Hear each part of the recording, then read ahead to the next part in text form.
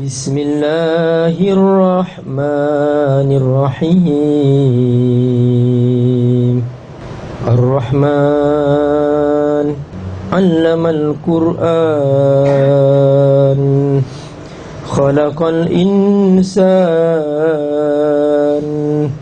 'allamahul bayan. Asy-syamsu wal qamaru bihusban.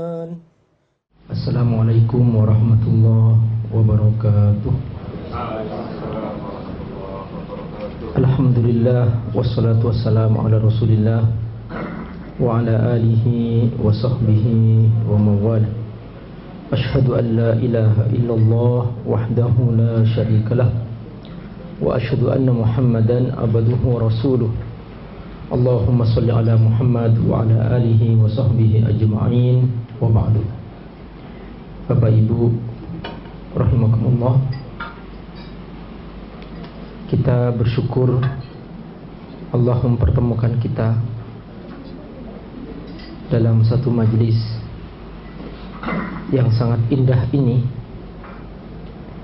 Kita dikumpulkan untuk belajar firman Allah Subhanahu wa ta'ala. Dulu para ulama mengatakan sebuah ungkapan yang sangat menyentuh hati. Man arada ayatakallama ma Allah Subhanahu wa ta'ala fa'alaihi bil Qur'an. Siapa yang ingin ngobrol dengan Allah Subhanahu wa ta'ala, maka hendaklah dia membaca Al-Qur'an atau belajar Al-Qur'an.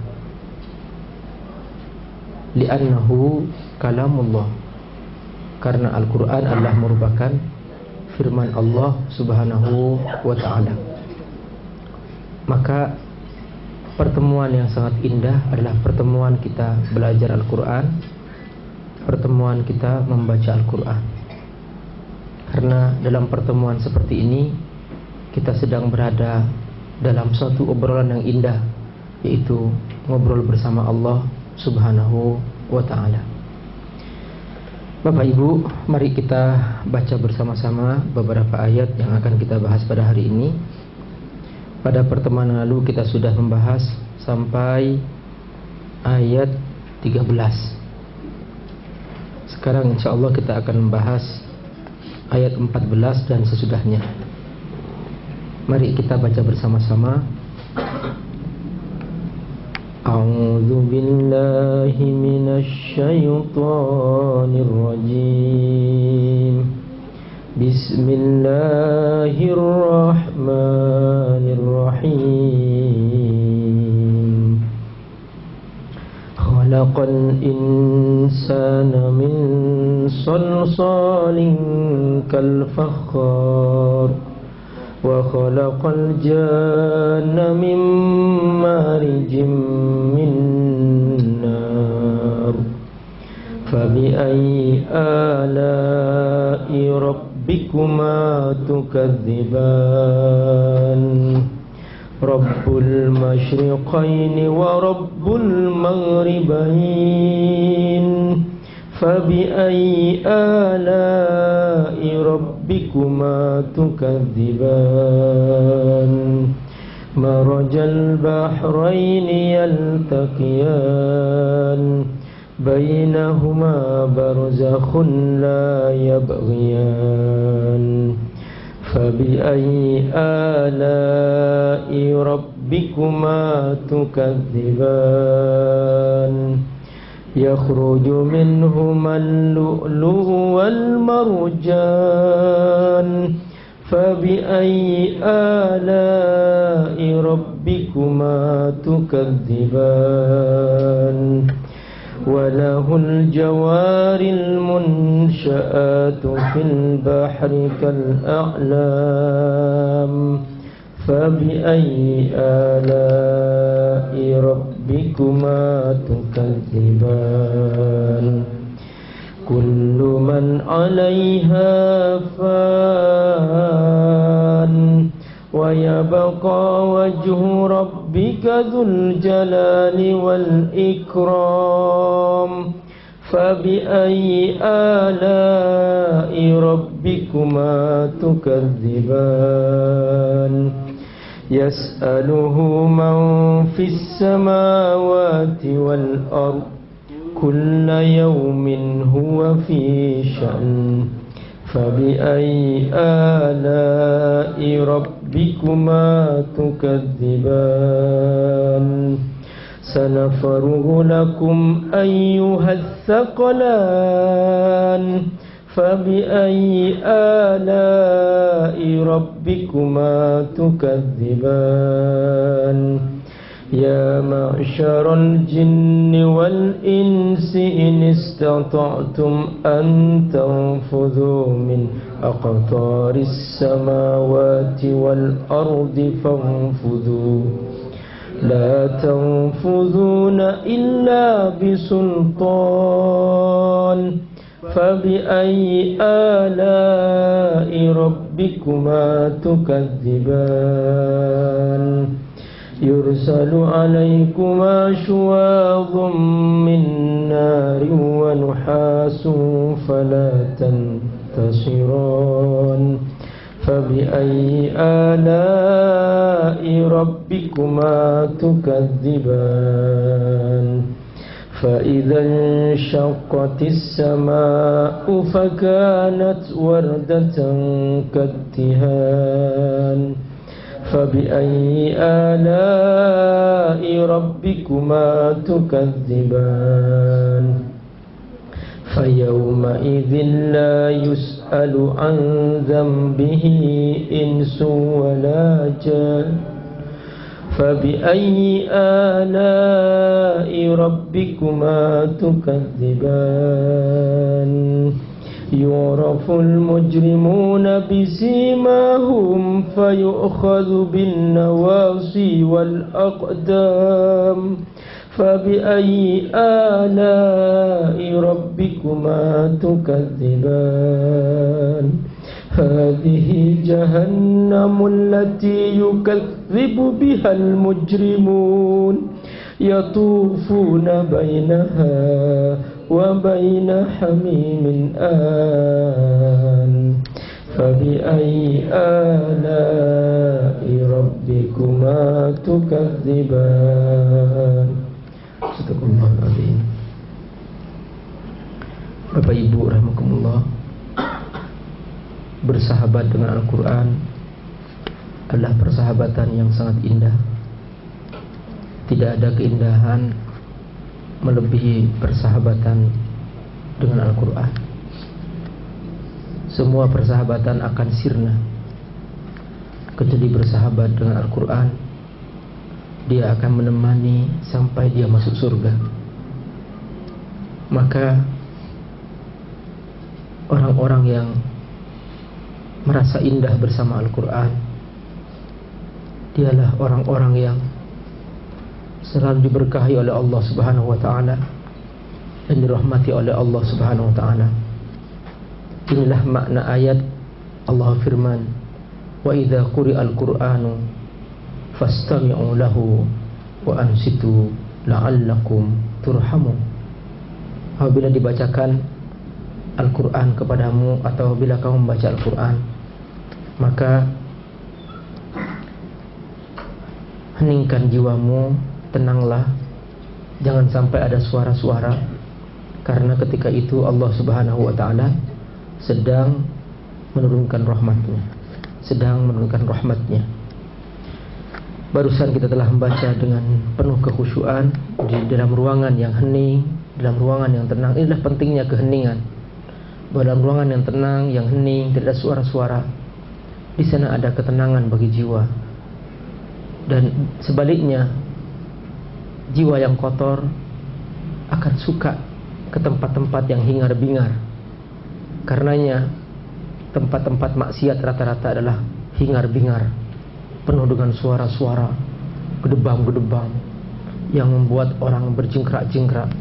Disitulah mereka menghilangkan keperihan rohani mereka yang kosong.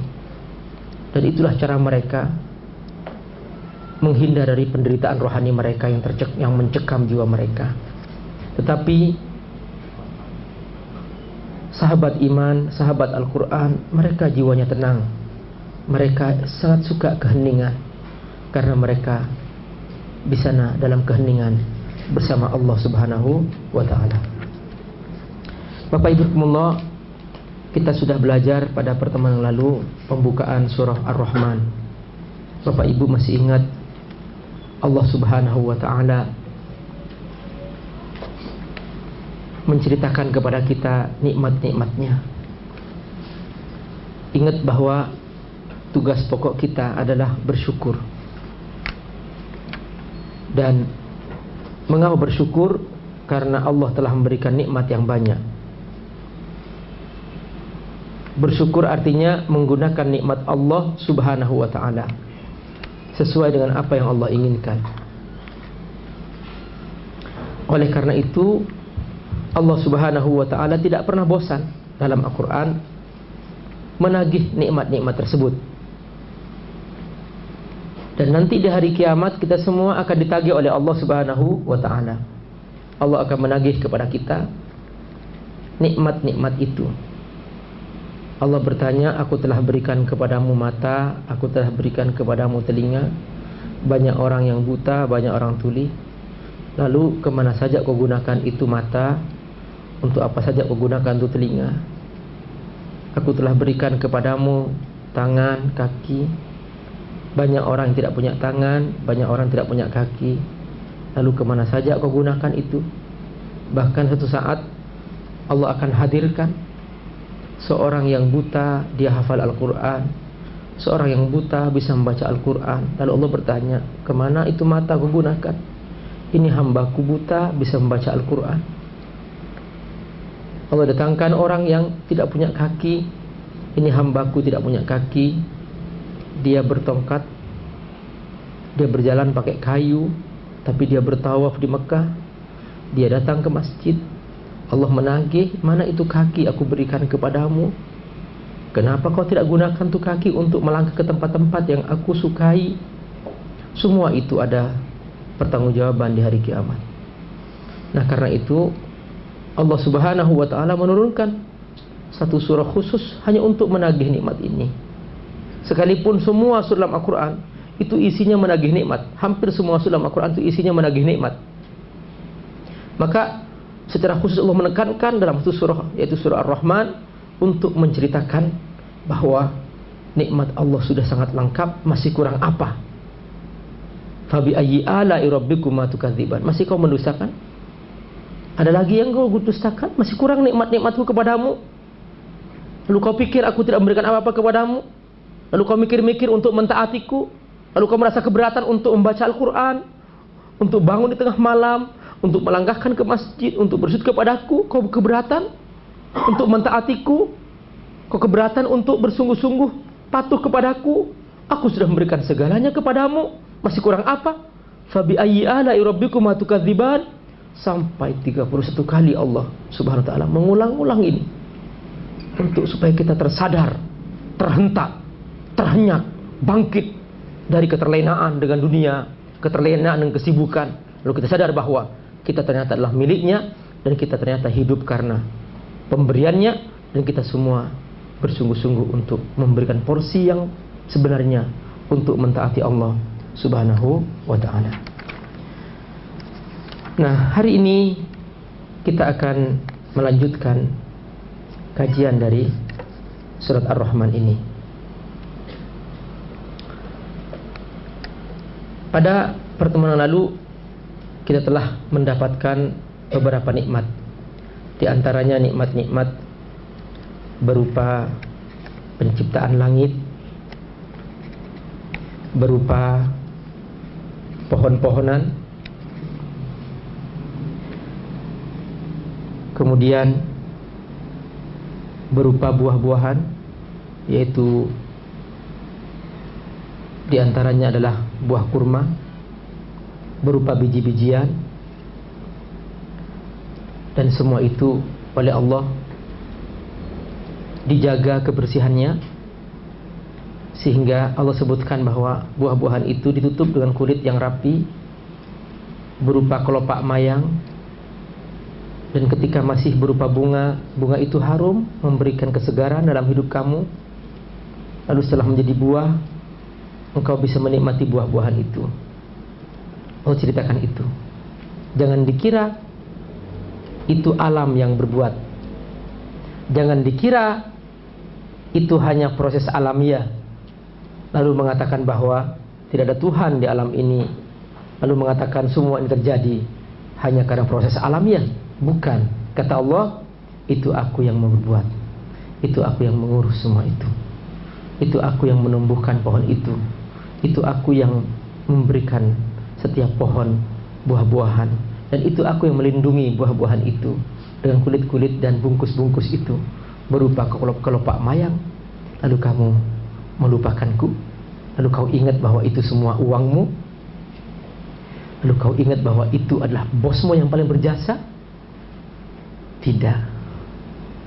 Seandainya aku cabut semua ini, aku cabut pohon-pohon ini, aku cabut semua air ini, bisakah uangmu mendatangkan semua itu? Tidak bisa. Tidak mungkin. Bapak Ibu, karenanya kita diajarkan setiap kita mau makan mengucapkan Bismillahirrahmanirrahim, supaya kita tahu bahwa ini yang kita makan, ini yang kita minum, ini bukan dari uang, tapi ini dari Allah Subhanahu wa ta'ala. Bahwa yang paling berjasa adalah Allah Subhanahu wa ta'ala. Nah, sekarang kita akan mulai membahas tentang nikmat penciptaan manusia. Allah Subhanahu wa ta'ala berfirman, khalaqal insana min salsalin kal fakhar. Di depan Allah sudah menyebutkan bahwa ranking kedua adalah nikmat penciptaan manusia. Ar-Rahman 'allamal Qur'an khalaqal insan. Tapi kita tidak tahu bagaimana Allah menciptakan manusia. Nah, ini cerita selanjutnya.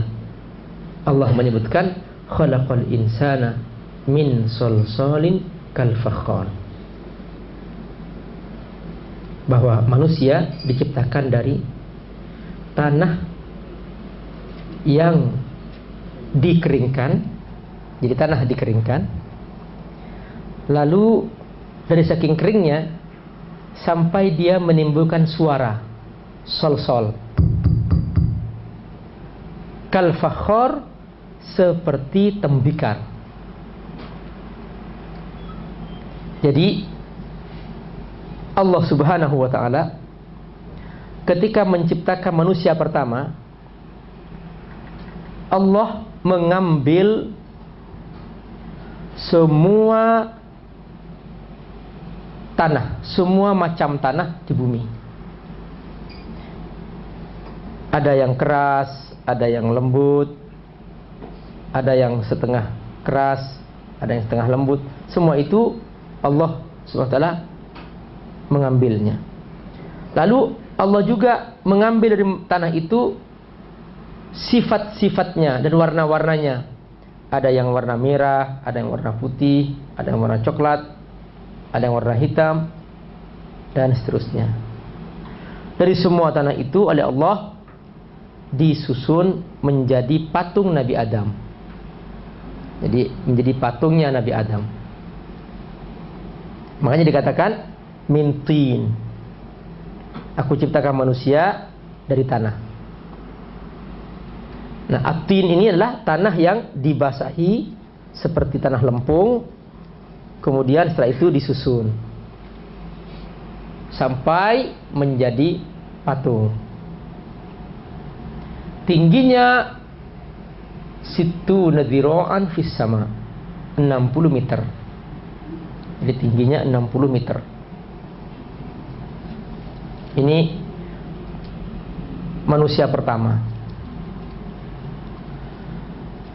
Setelah itu Allah biarkan sampai patung ini, patung Nabi Adam ini, dia masih belum Allah tiup, rohnya belum. Allah biarkan sampai dia mengering.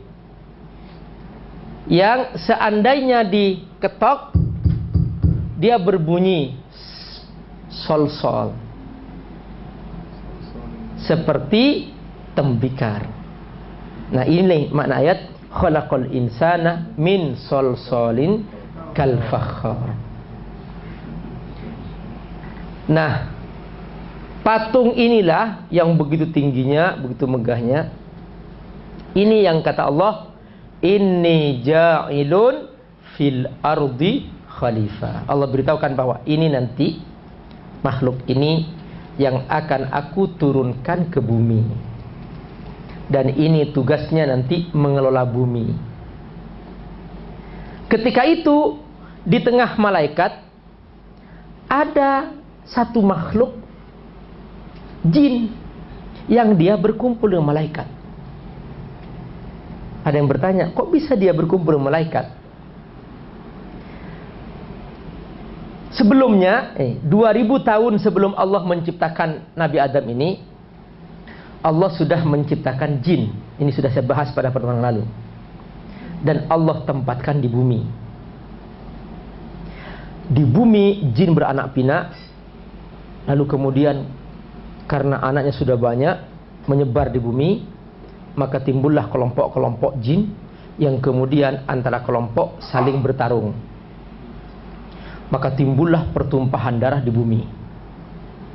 Nah, ketika Allah menciptakan manusia ini dengan sifat yang mirip dengan jin, bahwa dia bisa berbuat baik, bisa berbuat buruk, malaikat bertanya, ataj'alu fiha may yufsidu fiha wa yasfiku dima? Ya Allah, apakah engkau akan menciptakan makhluk seperti jin yang nanti juga akan saling menumpahkan darah? Seperti itu maksudnya. Karena persepsi malaikat, makhluk yang punya alternatif kemungkinan akan berkonflik seperti jin. Jadi pertanyaan malaikat bukan tahu yang waib, bukan. Dia taunya ini manusia punya sifat seperti jin, yang nanti kalau diturunkan ke bumi dia akan saling menumpahkan darah juga seperti jin. Nah, itu ceritanya. Nah, jin dievakuasi oleh Allah dari bumi karena sudah terlalu kacau di bumi. Allah mengutus malaikat dan semua dikeluarkan dari bumi lalu dikumpulkan di tengah laut, disebut fi jazairil buhur. Ini riwayat ini diceritakan oleh Ibnu Katsir dalam kitabnya Al-Bidayah wan Nihayah, juga diceritakan dalam kitabnya yang lain Qiyasul Anbiya. Jadi beliau menceritakan ini secara khusus dalam pembukaan kitab Al-Bidayah wan Nihayah. Nah, bumi sudah kosong. Allah sudah menyiapkan penggantinya, yaitu manusia. Nah, ketika malaikat mengusir jin ini dari bumi, ada satu makhluk jin yang paling soleh. Saking solehnya, malaikat ini menangkapnya dan diangkat ke langit. Inilah asal muasal ada satu makhluk jin yang berkumpul dengan malaikat. Nah, begitu makhluk manusia ini selesai patungnya dibuat oleh Allah Subhanahu wa taala. Nah, jin ini yang satu ini dia usil.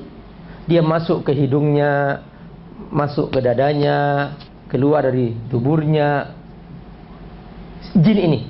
Lalu dia berkata, idzan al-insan laisa lahu jauf.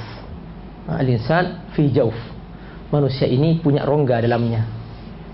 Berarti karena dia punya rongga, berarti aku bisa masuk ke dalamnya dan aku bisa menguasainya. Dia punya rongga, berarti makhluk jin tidak punya rongga. Makhluk jin padat, ya, nggak ada rongganya dalamnya. Karena dia mengatakan bahwa manusia punya rongga dan aku bisa keluar masuk dari hidungnya dan aku bisa masuk ke dalam dirinya, lalu aku bisa keluar dari semua yang aku inginkan. Maka ketika Allah SWT meniupkan ruh kepada Nabi Adam, fanafakhtu fihi min ruhi, di sini, maka Nabi Adam sudah mulai bergerak nih patungnya. Ketika roh yang Allah tiupkan sampai di mata, Nabi Adam bisa melihat indahnya surga, buah-buahan di surga. Lalu dia ingin mengambil buah di surga, tapi tangannya belum ke bagian roh, maka tidak bisa mengambilnya. Ketika sampai di hidungnya, fa'atos. Nabi Adam bersin. Lalu kemudian Allah mengajarkan, Qul alhamdulillah. Nabi Adam mengucapkan alhamdulillah. Lalu dijawab oleh Allah dan para malaikat, yarhamukallah. Lalu dijawab oleh Nabi Adam, Qul yahdikumullah wa yuslihu balakum. Wa hakadha sunnatul atas ila yaumil qiyamah.